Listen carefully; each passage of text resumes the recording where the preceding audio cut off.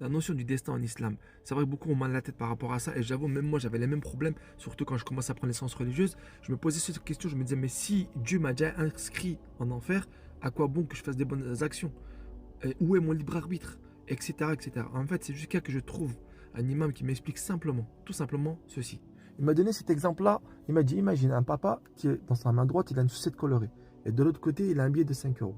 À ton avis, si tu écris sur un papier, qu'est-ce qu'elle va choisir la petite fille? Je lui dis, ben, la sucette. Il dit, ben, le fait que tu as su cela, est-ce que ça a engendré son libre arbitre à cette jeune fille? Je lui dis, ben non, c'est elle qui a choisi. Ben, c'est exactement dans ce concept-là. Le fait que Dieu sait nos choix, c'est pas ça qui engendre nos choix. En fait, on mélange souvent les deux attributs de Dieu. El-Alim, celui qui a la connaissance de toutes choses, et El-Qadr, qui a la puissance dans toutes choses.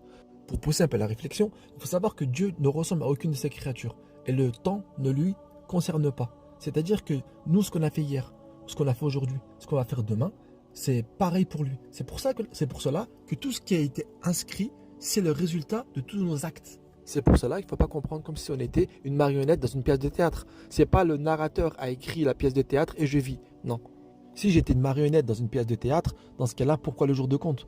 Pourquoi je rendrais des comptes alors que c'est pas moi qui ai choisi mes choix? Donc, résultat, je suis le maître de mes choix. À notre échelle, il est important de comprendre qu'on ne peut pas tout comprendre, parce qu'il y a des mystères de Dieu. Nous, ce qu'on nous demande, ce n'est pas de comprendre Dieu. Ce qu'on nous demande, c'est d'être soumis à sa volonté. Est-ce que tu es en train de te dire que Allah subhanahu wa ta'ala, c'est tout mais qui ne décide pas? On va essayer d'éclaircir un peu plus pour donner plus de détails.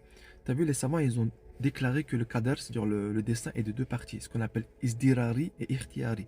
Isdirari, ça veut dire que c'est les choses qu'on ne choisit pas. C'est-à-dire, par exemple, que le fait que je suis une femme, un homme, je suis grand, petit, châtain, les yeux verts, les yeux marrons, etc. Ça, c'est les choses qu'on n'a pas choisies. Et après, il y a le ikhtiyari, c'est toutes les choses qui fait partie de mon choix, ce qu'on appelle le libre arbitre. Je donne un exemple par rapport à l'ascenseur. Tu sais, quand tu rentres dans un ascenseur, tout le système de l'ascenseur, c'est-à-dire qu'il soit petit, grand, comment ça s'appelle, qui transporte tant de kilos, etc., ça va passer dans la forme de l'isdirari. Ça, c'est pas, j'ai pas fait le choix dans tout ça. Par contre, moi, le choix que je vais faire, c'est que, est-ce que quand je vais rentrer dans l'ascenseur, je vais appuyer le fait d'aller en haut ou en bas. Admettons, s'il y a en haut, j'appuie sur en haut, puis il y a une grande mosquée, etc. C'est moi qui ai fait le choix d'aller dans cette mosquée-là. Par exemple, j'appuie tout en bas, par exemple, il y a un grand casino, bah, c'est moi qui aurais fait le choix d'aller tout en bas. Donc ça passera dans l'ikhtiyari, c'est moi qui ai fait le choix.